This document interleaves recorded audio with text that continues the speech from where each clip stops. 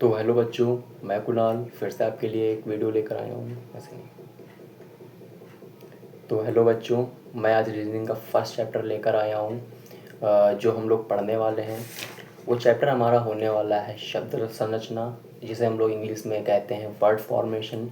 ये चैप्टर काफ़ी ज़्यादा इम्पॉर्टेंट चैप्टर है क्योंकि ये बहुत एक तरीके से बहुत कॉमन चैप्टर है। और आप जो भी एग्ज़ाम दोगे, चाहे वो किसी भी फील्ड का एग्ज़ाम हो, उसके सिलेबस में, उस एग्ज़ाम के रीजनिंग के सिलेबस में चैप्टर आपको इंक्लूड मिलेगा ही मिलेगा। ठीक है, चाहे वो अल्फ़ाबेटिकल सीरीज़ में हो, चाहे वो एक तरीके से अल्फ़ाबेटिकल कोडिंग में हो।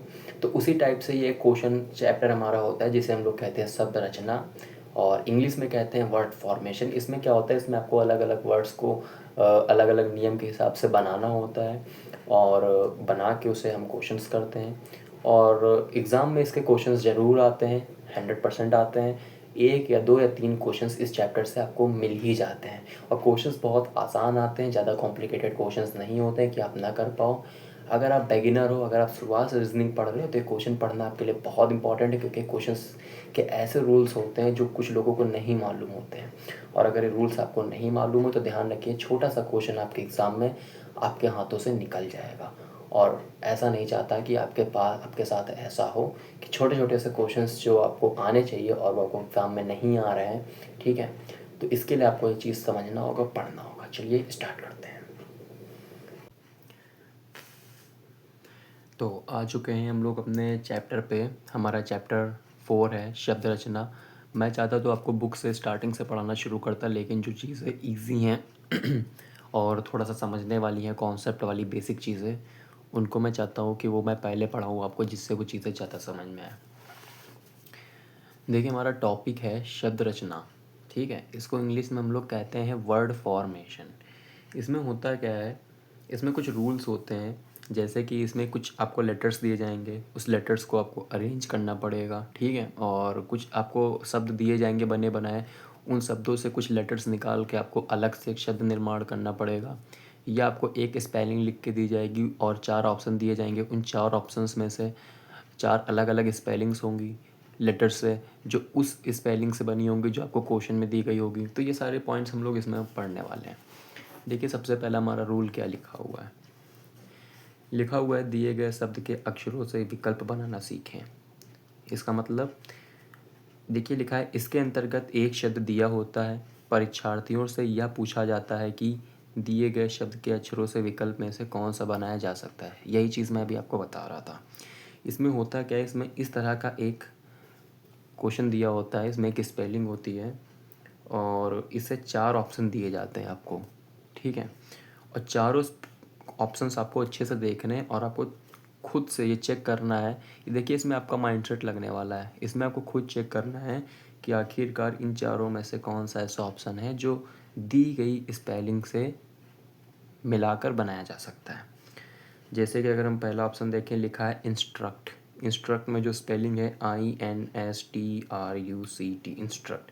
तो देखिए, आई है स्पेलिंग में, एन है, एस है, टी आर है, यू है, लेकिन हमें जो सी चाहिए वो सी यहाँ पर कहीं भी नहीं है, कहीं पर भी सी नहीं है। तो ये ऑप्शन हमारा क्या हो जाता है, गलत हो जाता है। दूसरा लिखा है टेलिसमैन। तो टेलिसमैन में आप देखोगे टी है, ए है, एल है, आई है, एस है, एम है, लेकिन ए यहाँ पर कहीं भी नहीं है, इसलिए वो स्पेलिंग भी गलत हो जाएगी। ये ऑप्शन भी हमारा गलत है। तीसरी हमारी स्पेलिंग है इंटरेस्ट, INTRUST। चलिए मैच करते हैं। देखिए, यहाँ पर ई भी है, एन भी है, टी भी है, आर है, यू है, एस है, टी है। हमारी दी हुई स्पेलिंग से ये स्पेलिंग पूरी तरीके से बन रही है। क्वेश्चन में दी हुई स्पेलिंग से हमारे ऑप्शन नंबर सी की स्पेलिंग पूरी तरीके से बन रही, तो हमारा ऑप्शन नंबर सी जो है वो पूरी तरीके से सही होगा। तो ये हमारा पहला रूल था, ये आप अच्छे से समझ गए होंगे। अब हम लोग दूसरा रूल देखते हैं। दूसरा रूल लिखा हुआ है, दिए गए शब्दों के अक्षरों से विकल्प शब्द बनाना। ठीक है, इसमें क्या होता है, लिखा हुआ है इसके अंतर्गत एक शब्द दिया होता है, परीक्षार्थियों से ये पूछा जाता है कि दिए गए शब्द से अक्षरों से विकल्प में से कौन सा शब्द नहीं बनाया जा सकता है। ठीक है, ये पॉइंट इम्पॉर्टेंट है, कौन सा शब्द नहीं बनाया जा सकता है। इसमें क्या था फर्स्ट वाले रूल में, इसमें था कि आपको 4 ऑप्शन दिए जाएंगे और उन 4 ऑप्शंस में से आपको उस ऑप्शन को टिक करना है जो उससे बन सकता था स्पेलिंग से, ठीक है। लेकिन यहाँ पर क्या होगा, यहाँ पर आपको उस ऑप्शन को टिक करना है जो ऑप्शन स्पेलिंग से नहीं बन सकता है। यहाँ पर क्या होंगे, यहाँ पे आपके पास 4 ऑप्शन होंगे। 4 ऑप्शंस में से 3 ऑप्शन ऐसे होंगे जो दिए गए वर्ड से बन सकते होंगे, दिए गए स्पेलिंग से अपना एक मीनिंगफुल वर्ड बनाते होंगे, या एक तरीके से वो एक शब्द बनाते होंगे या उस शब्द से बन सकते होंगे। लेकिन एक ऑप्शन ऐसा होगा जो दिए गई स्पेलिंग्स में से, ये जो स्पेलिंग है जो दी गई स्पेलिंग में से वो नहीं बन सकेगा। उसे हमें क्या करना है, उसे हमें टिक करना है। तो फिर चलिए हम लोग अपने ऑप्शंस चेक करते हैं। देखिए सबसे पहला ऑप्शन है LAMB, लैम्प। तो लैम्प हम देखते हैं दी गई स्पेलिंग्स में से। देखिए दी गई स्पेलिंग क्या होती है, जो सेंटेंस होता है, जो क्वेश्चन होता है, ये एक स्पेलिंग होती है, ठीक है। इसी स्पेलिंग को हमें देखना है और स्पेलिंग देखने के बाद हमें चारों ऑप्शन चेक करने हैं। इनमें से 4 ऑप्शन दिए होते हैं, 4 ऑप्शन में से 3 ऑप्शन ऐसे होते हैं जो इस स्पेलिंग में दिए हुए लेटर से मिलकर बन सकती है, ठीक है। लेकिन एक ऑप्शन ऐसा होता है जो इस स्पेलिंग में दिए गए लेटर से नहीं बन सकता। जैसे अभी देखते हैं, जैसे LAMB, लैम्प। तो आप देखोगे L है, M है, M है, B है, लैम्प है, ठीक है। और ज़रूरी नहीं कि वो स्पेलिंग जो है वो अरेंज हो एकदम तरीके से, ठीक है। वो आगे पीछे भी हो सकती है लेटर, ज़रूरी नहीं कि वो लेटर साथ में ही हो। जैसे यहाँ पे लिखा हुआ LAMB, ऐसा होना ज़रूरी नहीं है। L यहाँ भी हो सकता है, A यहाँ भी हो सकता है। आपको पूरी स्पेलिंग में उस लेटर को ढूंढना है, ठीक है। दूसरा है बाउट, BOUT। आप देखोगे स्पेलिंग में B है, O है, लेकिन U कहीं भी नहीं है, U कहीं भी नहीं है और T है। तो ये स्पेलिंग हमारी अलग हो जाएगी। मौन की चेक करते हैं, M है, O है, A है, N है, चारों स्पेलिंग्स हैं। फिर बोर्ड की चेक करते हैं, BOAT, ये भी है। तो हमारा ऑप्शन नंबर B यहाँ पे अलग हो जाएगा। और ये जो क्वेश्चन है ये UP पुलिस 2018 में पूछा गया क्वेश्चन है। मैं आपको भी जिस बुक से पढ़ा रहा हूँ वो काफ़ी अच्छी बुक है, काफ़ी एक तरीके से जो है काफ़ी फेमस बुक है। और बहुत सारे कॉम्पिटिटर्स जो बच्चे होते हैं एग्ज़ाम की तैयारी करने वाले, SSC और UP पुलिस की, वो इसी बुक को चूज़ करते हैं। तो इस बुक से मैं आपको पढ़ा रहा हूँ, तो काफ़ी इंटरेस्टिंग चीज़ें भी मैं इसके एक्सरसाइज में सॉल्व करूँगा। तो हम लोग 2 रूल पढ़ चुके हैं, एक पहला रूल ये पढ़ चुके हैं और दूसरा रूल ये पढ़ चुके हैं। फर्स्ट रूल में क्या था, फर्स्ट रूल में था कि आपके 4 ऑप्शन में से एक ऑप्शन ऐसा होगा जो दी गई स्पेलिंग से बन सकेगा और 3 ऑप्शन गलत होंगे। और सेकंड रूल में क्या था, सेकंड रूल में ये था कि आपके दिए हुए 3 ऑप्शन तो दी हुई स्पेलिंग से बन जाएंगे, लेकिन एक ऑप्शन स्पेलिंग से नहीं बनेगा। ये दोनों हम लोग क्या करें हैं, सीख गए, ठीक है। अब तीसरा रूल हम लोग पढ़ने जा रहे हैं। तीसरा रूल है हमारा सार्थक शब्द बनाना, ठीक है। लाइट थोड़ा सा ऑन कर लेता हूँ मैं। तीसरा जो हमारा टाइप है वो है सार्थक शब्द बनाना। आप सबने हिंदी पढ़ी होगी और हिंदी में आपने पढ़ा होगा कि 2 टाइप्स के शब्द होते हैं, एक सार्थक शब्द होते हैं और एक निरर्थक शब्द होते हैं। सार्थक शब्द वे शब्द होते हैं जिनका कुछ अर्थ प्रकट होता है, और निरर्थक शब्द वे शब्द होते हैं जिनका कोई अर्थ प्रकट नहीं होता है। कहने का मतलब है अगर हम अक्षरों को सही से लाइन में लगाते हैं, यदि उनका अर्थ प्रकट होता है तो वे सार्थक हैं। जैसे मैंने कहा नमक, तो यहाँ पे 3 अक्षर है, ना है, माँ है, फिर का है, और इनको हमने साथ में रखा तो ये शब्द बना नमक। और नमक का अर्थ है, क्योंकि हमें पता है नमक क्या होता है, नमक एक टाइप का इंग्रेडिएंट होता है जो हम लोग खाने पीने में अपना यूज़ करते हैं। लेकिन अगर इन्हीं 3 अक्षरों को आपस में डिसअरेंज करते हैं, जैसे माँ आगे कर दें, का बीच में कर दें, ना आखिरी में कर दें, तो मक्खन हो जाएगा। और मक्खन का कोई मतलब नहीं है और ना ही मक्खन नाम से कोई चीज़ होती है, तो ये निरर्थक हो गया। तो अब यहाँ का रूल हम लोग पढ़ते हैं। लिखा हुआ है इसके अंतर्गत एक शब्द के अक्षरों को व्यवस्थित ढंग से दिया गया होता है। परीक्षार्थियों को इस अव्यवस्थित लिखा है, सॉरी। परीक्षार्थियों को इस अव्यवस्थित ढंग से दिए गए शब्दों को, अक्षरों को व्यवस्थित करके अर्थपूर्ण शब्द बनाना होता है। कहने का मतलब है इसमें जो क्वेश्चन होता है वो डिसअरेंज करके लेटर्स का दिया होता है। कहने का मतलब है जो अक्षर होते हैं वो अरेंज नहीं होते हैं, पूरी तरीके से अव्यवस्थित होते हैं। अव्यवस्थित मतलब कोई अक्षर आगे होगा, कोई पीछे होगा, कोई गलत लिखा होगा। तो आपको क्या करना है, आपको उन्हीं अक्षरों को सीधा रखना है, सही से रखना है, और आपको उसको इस तरीके से अरेंज करना है कि उन अक्षरों से मिलकर कोई एक शब्द बनाया जा सके और उस शब्द का कोई ना कोई अर्थ निकले। इसके लिए आपको 4 ऑप्शन भी दिए जाते हैं, और जो आपको लेटर्स दिए जाते हैं अलग अलग क्वेश्चन में, उन लेटर्स के नीचे नंबर्स भी लिखे होते हैं। तो आप चाहो तो उन सीधा नंबर्स को देख के, अगर आपकी मेमोरी पावर अच्छी है तो आप ऐसे ही क्वेश्चन देख के इसको आप एक तरीके से एक सार्थक स्पेलिंग बना सकते हो। नहीं तो आप ऑप्शंस को देख सकते हो। जैसे पहला ऑप्शन है 1 3 2 6 4 5, तो 1 नंबर पे हमारा है जी, जी को रखते हैं। 3 नंबर पे हमारा दिया गया है ए को रखते हैं। 2 पे दिया गया है टी को रखते हैं। 6 पे दिया गया है एम को रखते हैं। और 4 पे दिया गया है हमारा ई को रखते हैं। और 5 पे हमारा दिया गया एन। क्या इससे हमारा कोई मीनिंग बनी? लिखा है गैट मैन कोई मीनिंग नहीं है, एक तरीके से इसका कोई अर्थ नहीं है, तो ये ऑप्शन हमारा गलत है। अब यहाँ पे डी वाला ऑप्शन सही है। कैसे सही है चलिए देखते हैं। अब डी वाले ऑप्शन में लिखा हुआ है 6 3 1 5 4 2। 6 पे क्या है? 6 पे एम है। इधर देखिए, मैं इधर कर रहा हूँ। 6 पे एम है, ठीक है। 3 पे क्या है? 3 पे ए है। उसके बाद 1 हुआ पे क्या है? जी है। 5 है, इसके बाद 5 में एन है, ठीक है, एन है। और 5 के बाद 4 है। 4 में क्या है? 4 में ई है। और लास्ट में है 2 में क्या है? टी है। तो ये देखिए हमारा एक शब्द बनकर तैयार हो गया, जो कि हमारा है मैग्नेट। और मैग्नेट मीन्स आपको पता है क्या होता है? चुंबक होता है। तो इस तरीके से क्वेश्चन होते हैं। उम्मीद है आपको समझ में आ गया होगा। तो हम लोग अब आगे के रूल्स पढ़ते हैं, ठीक है। अब देखिए नेक्स्ट रूल क्या लिखा है। चौथा रूल, इसमें लिखा हुआ है वर्णमाला या दिए गए शब्द में चुने हुए अक्षरों से अर्थपूर्ण शब्द बनाना। इसमें क्या होता है? लिखा हुआ है इसके अंतर्गत वर्णमाला या एक शब्द दिया गया होता है। इसमें कोई वर्णमाला मतलब पूरी एक तरीके से अल्फ़ाबेट दी जा सकती है, या फिर इसके अलावा वहाँ पे कोई एक शब्द दिया जा सकता है जो छोटा या बड़ा दोनों तरीके का हो सकता है, ठीक है। अब होता क्या है, अक्षरों से अर्थपूर्ण शब्द बनाना होता है। जो लेटर्स आपको दिए गए होते हैं उन लेटर्स से आपको एक मीनिंगफुल वर्ड मतलब अर्थपूर्ण शब्द बनाना होता है, ठीक है। और जिसमें उन सभी चुने हुए अक्षरों को शामिल करना होता है। उन्हीं अक्षरों से आपको उस शब्द को बनाना है जिस अक्षर से क्वेश्चन में आपको कहा जाएगा बनाने के लिए, ठीक है। आपको उन्हीं अक्षरों को चुनना है और उन्हीं चुने हुए अक्षरों से वहाँ पर आपको एक अर्थपूर्ण शब्द बनाना है, मीनिंगफुल वर्ड बनाना है, ठीक है। आगे क्या लिखा है? इन चुने हुए अक्षरों से एक से अधिक या एक शब्द बने या फिर एक भी अर्थपूर्ण शब्द न बने। परीक्षार्थियों के लिए यहाँ ध्यान देने वाली बात यह है कि यदि एक अर्थपूर्ण शब्द बनता है तो उसे किसी निश्चित स्थान के अक्षर के बारे में पूछा जाता है। कहने का मतलब है, अगर दिए हुए लेटर से आप कोई एक अर्थपूर्ण शब्द बना लेते हो तो उसी शब्द से फिर आपके बारे में वहाँ पे क्वेश्चंस भी पूछे जाएंगे। अभी मैं एग्जांपल में दिखाऊंगा आपको।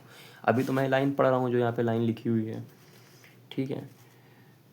परीक्षार्थियों के लिए यहाँ ध्यान देने वाली बात यह है कि यदि एक अर्थपूर्ण शब्द बनता है तो उसके किसी निश्चित स्थान के अक्षर के बारे में पूछा था, मैंने भी पढ़ा है। यदि एक भी नहीं या एक से अधिक अर्थपूर्ण शब्द बनता है तो उसके लिए प्रश्नोत्तर संकेत आपका उत्तर होता है, ठीक है। चलिए अब देखिए यहाँ पे, अब देखिए वर्णमाला लिखी हुई है ए से लेकर पूरे जेड तक, ठीक है। अच्छे से समझ लीजिएगा।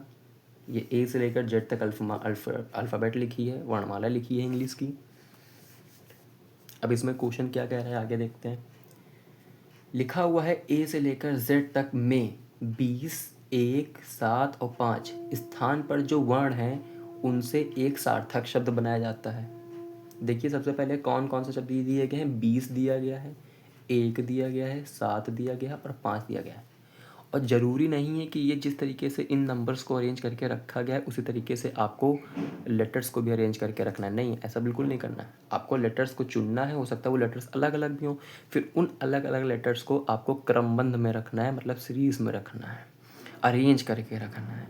इस तरीके से अरेंज करके रखना है कि वो कोई ना कोई अर्थ प्रकट करें, अपना भाव प्रकट करें, ठीक है। जैसे 20 नंबर पे अगर हम बात करें, 20 नंबर पे क्या होता है? देखिए 15 पे ओ होता है, 16 पे PQRST, 20 पे आता है T, 1 पे आता है A, अगर आपने अल्फ़ाबेट के नंबर्स नहीं याद किए तो आप याद कर लीजिए, एक सीरीज़ में याद कर लीजिए और एक बार उल्टा याद कर लीजिए लिख कर। अगर नहीं आपको तैयार है, नहीं प्रिपरेशन कर पा रहे हैं, तो मैं अगली क्लास में अल्फ़ाबेट की सीरीज़ आपके लिए लिख कर ले आऊँगा, नहीं तो नोट्स में डलवा दूँगा मैं। तो जितने भी हमारा टेलीग्राम चैनल फॉलो नहीं किया है या व्हाट्सएप चैनल फॉलो नहीं किया है तो उस पर भी वो हमें फॉलो कर लें, क्योंकि जो भी क्लास के नोट्स होंगे या क्वेश्चंस होंगे प्रीवियस ईयर वो हम उसी पे डालेंगे, यूट्यूब पे नहीं बताएंगे। 7 नंबर पे कौन आता है? ABCDEFG। जी आता है 7 नंबर पे। और 5 पे कौन आता है? 5 पे आता है E। ठीक है, अब आपके सामने 4 शब्द हैं TAGE। अब इन चारों शब्दों को आप इस तरीके से अरेंज करिए कि ये एक अर्थपूर्ण शब्द बनाए। अगर मैं जी को पहले रख दूँ, ए को इधर रख दूँ, टी को इधर रख दूँ और ई को इधर रख दूँ, तो एक शब्द बन जाएगा गेट। और गेट मतलब आपको अच्छे से पता है, हमारे घरों में घरों की सुरक्षा करने के लिए जिस दरवाजे का इस्तेमाल होता है उसी को गेट कहते हैं। ठीक है, अब हमने यहाँ तक क्वेश्चन कर लिया। हमसे कहा गया था उनसे एक सार्थक शब्द बनाया जाता है, हमने सार्थक शब्द क्या किया? बना लिया। अब क्या कह रहे हैं? उस शब्द का दूसरा वर्ण ज्ञात कीजिए। ये हमारा शब्द है, इस शब्द का पहला वर्ण जी है, दूसरा वर्ण ए है, तीसरा वर्ण टी है और चौथा वर्ण टी है, ई है। तो क्वेश्चन कह रहा है उस शब्द का दूसरा वर्ण ज्ञात कीजिए। दूसरा वर्ण, और दूसरा वर्ण क्या है? ए है। तो ऑप्शन में ए कहाँ है? ये रहा A. Option number C is the right answer. हम लोग यहाँ पे 4 रूल समझ चुके हैं। फर्स्ट रूल समझा है, सेकंड समझा है, थर्ड समझा है और फोर्थ समझा है। अब हम लोग 5वां अपना रूल पढ़ने जा रहे हैं, जो कि यहाँ पे लिखा हुआ है। लिखा हुआ है दिए गए शब्द के अक्षरों से स्वतंत्र रूप में अर्थपूर्ण शब्द बनाना। यहाँ पे एक आपको दिया गया शब्द होता है और उस शब्द की मदद से आपको एक स्वतंत्र मतलब आप कुछ भी बना सकते हो, कोई भी ऐसा वर्ड बना सकते हो जिसकी मीनिंग हो। ठीक है, ऐसा नहीं कि आपको कुछ भी बना लिया, उसकी मीनिंग होनी चाहिए। अब इसकी डिफिनेशन पढ़ते हैं। लिखा इसके अंतर्गत एक शब्द दिया होता है और इस शब्द के अक्षरों से मिश्रित रूप से, अर्थात अक्षरों के क्रम की बाध्यता न रखते हुए, मिश्रित साथ में रखते हुए, और अर्थात क्रम की बाध्यता। क्रम की बाध्यता का मतलब होता है, जरूरी नहीं कि ऐसा कोई रूल नहीं होता है कि आपको ए के बाद बी ही रखना है, ठीक है, सी के बाद डी रखना है, या क्वेश्चन में जिस तरीके से दिया है, जैसे क्वेश्चन यहाँ पे दिया है आगे LE ऐसे लीसा, तो आपको रूल नहीं है कि L के बाद आपको E ही रखना है। ठीक है, आप कुछ भी आगे पीछे रख सकते हो। बाध्यता ना करते हुए स्वतंत्र रूप से बनने वाले कितने अर्थपूर्ण शब्द बनाया जा सकता है। ये लाइन इंपॉर्टेंट है कि स्वतंत्र रूप से बनने वाले, स्वतंत्र रूप से बनने वाले मतलब आपके पास स्पेलिंग है और आप उस स्पेलिंग से जितने मन चाहो आप उतने शब्द बना सकते हो, बस उनका मीनिंग जो उसका अर्थ है वो प्रकट होना चाहिए। ठीक है, ऐसे कितने अर्थपूर्ण शब्द बनाए जा सकते हैं, ये करना है आपको। अब देखिए सबसे पहला वर्ड हमारे पास आता है लीसा, LESA, लीसा। तो लीसा से हम लोग क्या क्या बना सकते हैं? देखिए L अलग है, E अलग है, S अलग है और A अलग है। अगर हम S को पहले रखें, ये देखिए यहाँ पे लिखा हुआ भी है, अगर हम लोग एक तरीके से S को पहले रखते हैं, A को बाद में रखते हैं, L को तीसरे नंबर पे रखते हैं, E को लास्ट में रखते हैं, तो ये बन जाएगा सेल। क्या बन जाएगा? सेल। और सेल आप लोग जानते हैं सेल क्या होता है? सेल मतलब होता है किसी चीज़ में छूट मिलना। ठीक है, एक तरीके से डिस्काउंट मिलना, उसे हम लोग सेल कहते हैं। और सेल मतलब बेचना भी तो होता है, सेल। ठीक है, और दूसरा देखिए मीनिंग लिखा हुआ है सील, इसमें S पहले रखा गया, E बाद में, A फिर तीसरे नंबर पे, L लास्ट में। और सील मतलब होता है किसी चीज़ को पैक करना, सील पैक। ठीक है, तो 5वां रूल भी हम लोग अच्छे से समझ गए हैं। अब हमारे सामने है छठा रूल। अब छठे रूल में क्या बताया जाएगा? लिखा हुआ है शब्दों में एकल अक्षर लगाकर नए अर्थपूर्ण शब्द बनाना है। मतलब ये जो शब्द होते हैं इनमें 2 या 3 या 4 अक्षर मिलाकर शब्द लिखे होते हैं, लेकिन वो शब्द पूरे नहीं होते हैं। वो शब्द जो होते हैं वो अधूरे होते हैं। उसमें आपको एकल शब्द लगाकर, एकल का मतलब होता है दिए गए ऑप्शंस में से कोई एक ऐसा अक्षर, एक ऐसा लेटर उसमें लगाना है जिससे वो जो इनकम्प्लीट वर्ड है वो कंप्लीट हो जाए, वो जो अधूरा शब्द है वो पूरा हो जाए और उसका कोई ना कोई अर्थ प्रकट होने लगे, कोई ना कोई मतलब निकलने लगे एक तरीके से। तो समझ लीजिए वो ऑप्शन आपके लिए सही है और वो अक्षर भी सही होगा। ठीक है, लेकिन इसके अंतर्गत कुछ अर्थपूर्ण शब्द दिए होते हैं और पूछा जाता है कि दिए गए विकल्पों में से किस विकल्प में दिया गया अक्षर इन शब्दों को पहले या फिर बाद में लगाने पर दिए गए शब्द को बदल सकता है। आपने हिंदी में पढ़ा होगा उपसर्ग प्रत्यय, आपने इंग्लिश में भी पढ़ा होगा प्रेफिक्स एंड सफिक्स। तो सेम थोड़ा सा कॉम्प्लिकेटेड वही रूल होता है थोड़ा सा बस। अब जैसे लिखा है HATE हैट, फिर लिखा है BAR बैर, फिर लिखा है BAT बैट, फिर लिखा है PIN पिन, फिर लिखा है BATH बात। अगर हम HAT के साथ ए लगा दें तो HETA हैटा बन जाएगा। BAR के साथ अगर हम लोग ए लगाते तो ये 12 बन जाएगा, इसका कोई भी मतलब नहीं। ई लगा के देखते हैं, अगर हम लोग HAT के साथ ई लगाते तो वो हो जाएगा हेट, और हेट मीन्स आपको पता है हेट मीन्स होता है नफरत करना, ठीक है। उसी तरीके से BARE कर दें तो ये बेयर हो जाएगा, ठीक है। BAT के साथ ई लगा दें तो ये बेट हो जाएगा। PINE के साथ पाइन हो जाएगा, पाइन ट्री। और BATHE के साथ अगर हम लोग ई लगा दें तो वो बात हो जाएगा, बात मीन्स होता है नारना, ठीक है। हमारा रूल नंबर 6 भी क्लियर हो गया। अब हम लोग आते हैं रूल नंबर 7 पे। आपने यहाँ से स्टार्ट किया था 1 से, और सारे रूल हम लोग पढ़ते हुए चल रहे हैं, ठीक है। रूल नंबर 7 पे लिखा हुआ है, अव्यवस्थित अक्षरों को पुनर्व्यवस्थित कर भिन्न शब्द चुनना। कुछ ऐसे अक्षर होते हैं जो अव्यवस्थित होते हैं, मतलब डिसअरेंज होते हैं, उनको पुनः व्यवस्थित मतलब वापस से उसको अरेंज करना है, और अरेंज करने के बाद उनमें कुछ भिन्नता चुननी है। लिखा है, इसके अंतर्गत पूछे जाने वाले प्रश्नों में विकल्प के रूप में अव्यवस्थित अक्षरों के समूह दिए होते हैं। मतलब जो शब्द जो आपको विकल्प होते हैं, जो ऑप्शन होते हैं, वो अव्यवस्थित शब्दों के ग्रुप होते हैं। अव्यवस्थित शब्दों के ग्रुप होते हैं मतलब वो जो शब्द होते हैं वो डिसअरेंज होते हैं, मतलब उसके जो अक्षर होते हैं वो आगे पीछे उल्टे पुल्टे लिखे होते हैं, उनको हमको अरेंज करना होता है। देख सकते हैं आप लोग ऑप्शन में, ठीक है। पुनर्व्यवस्थित कर अर्थपूर्ण शब्द बनाने होते हैं तथा उस एक शब्द का चयन करना होता है जो अन्य शब्दों से अलग होता है। मतलब 4 ऑप्शन होंगे, चारों ऑप्शन में इस तरीके से आपको अलग अलग स्पेलिंग दी गई होगी जिनका कोई मतलब नहीं होगा, डिसअरेंज होंगी वो, उनको बाद में आपको व्यवस्थित करना है। और व्यवस्थित करने के बाद आपको उन तीनों में से एक को अलग करना है जो उन तीनों से भिन्नता रखता होगा, या वो जो बाकी 3 ऑप्शन से एक तरीके से अलग होता होगा, ठीक है। जैसे सबसे पहले देखिए आप, अगर यहाँ पे हम लोग चेक करें तो देखिए सबसे पहला ऑप्शन लिखा है ANDOMY एंडोमी। और एंडोमी के देखो इन्होंने यहाँ पे करके दिखाया है, हम आपको दिखा देते हैं। एंडोमी को अगर हम लोग अरेंज करेंगे तो M को पहले ले आएंगे, O बाद में ले आएंगे, N बीच में, फिर D, फिर A और फिर Y। मंडे, मंडे मंडे आप जानते हो दिन का नाम है। दूसरा अगर हम अरेंज करें, इसको जब अरेंज करेंगे तो ये बन जाएगा ट्यूसडे।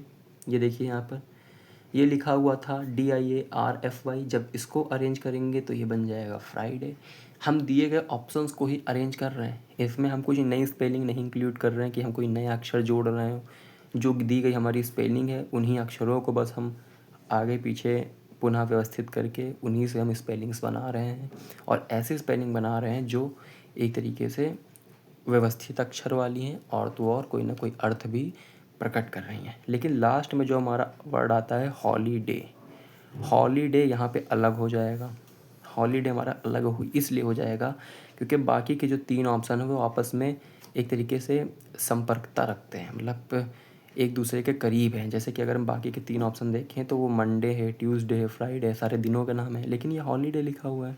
और हॉलीडे क्या होता है, हॉलीडे मतलब छुट्टी का दिन, तो ये तो अलग हो गया वैसे भी, ठीक है।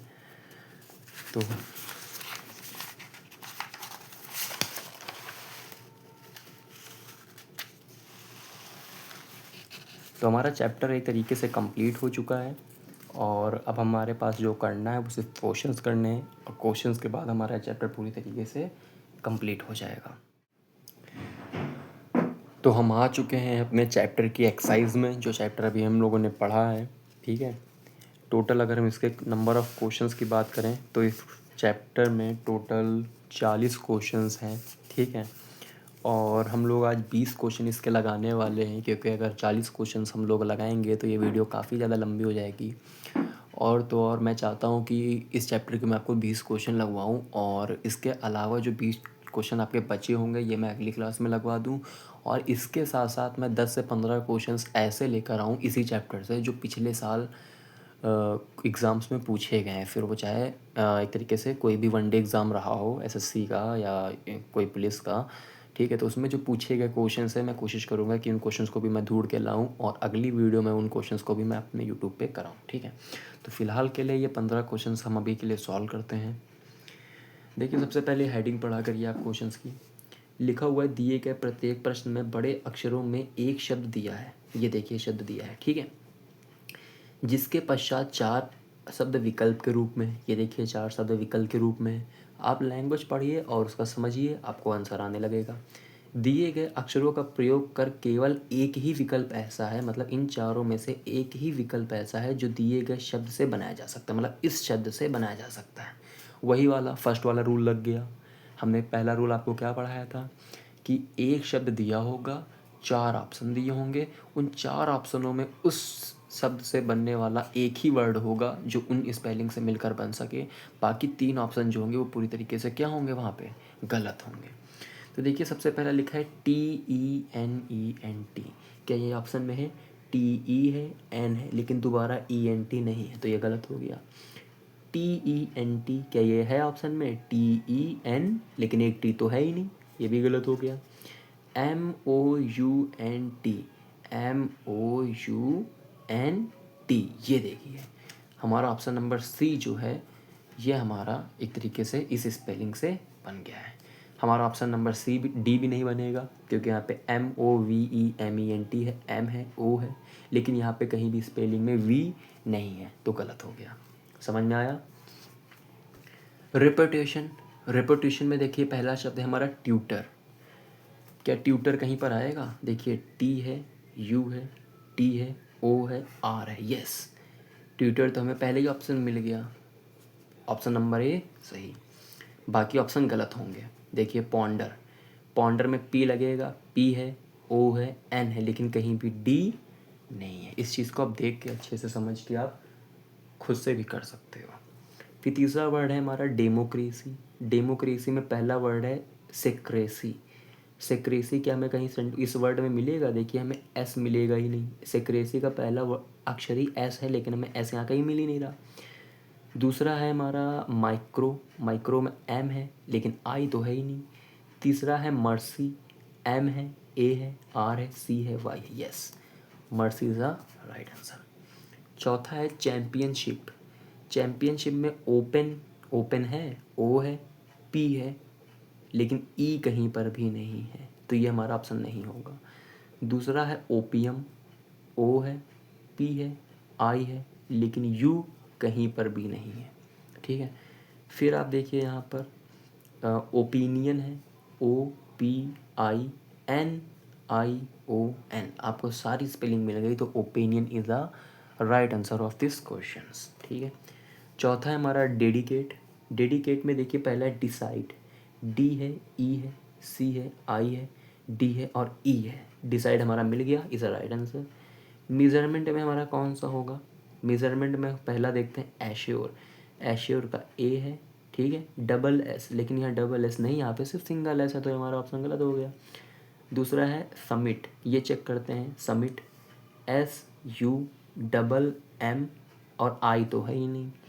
दूसरा वाला चेक करते हैं मेंटल, M है, A है, N है, T है, लेकिन L तो है ही नहीं। फिर चेक करते हैं मास्टर, MASTUR, मास्टर, ठीक है। तो अगर आप देखोगे तो एक से लेकर, ठीक है, क्वेश्चन नंबर 1 से लेकर क्वेश्चन नंबर पूरे यहाँ पर आपके 11 हुए दिए हुए हैं, आप लोग स्क्रीनशॉट ले सकते हो, ठीक है।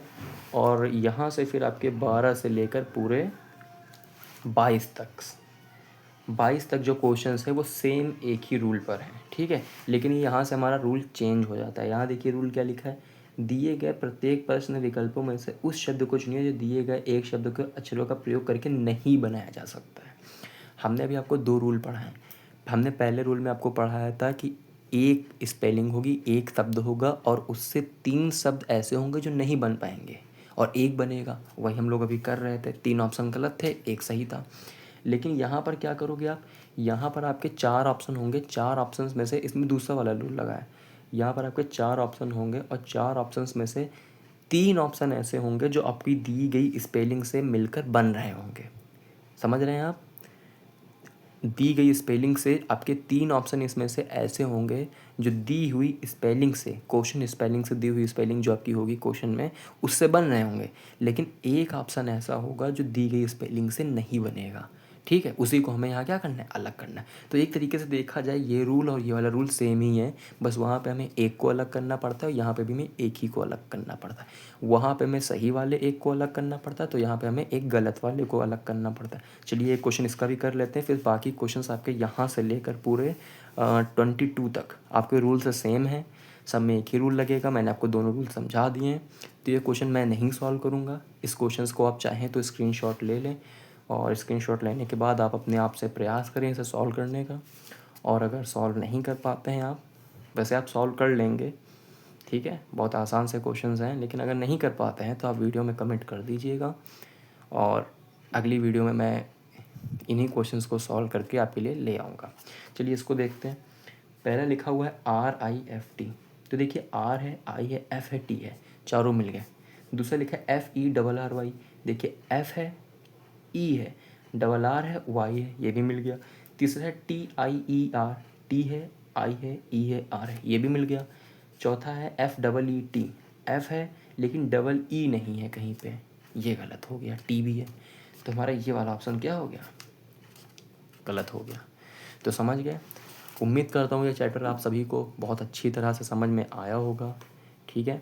और जिन भी बच्चों को कोई भी डाउट है इस चैप्टर में, कोई भी पॉइंट नहीं समझ में आया है, वो मुझ पे वीडियो कमेंट करके आप पूछ सकते हो। और जो भी बच्चे पहली बार हमारे चैनल के साथ जुड़े हैं, पहली बार हमारी वीडियो देख रहे हैं, वो बच्चे वीडियो को लाइक ज़रूर करें, अपने फ्रेंड्स के साथ शेयर करें और नए हैं तो चैनल को सब्सक्राइब करें। तब के लिए जय हिंद।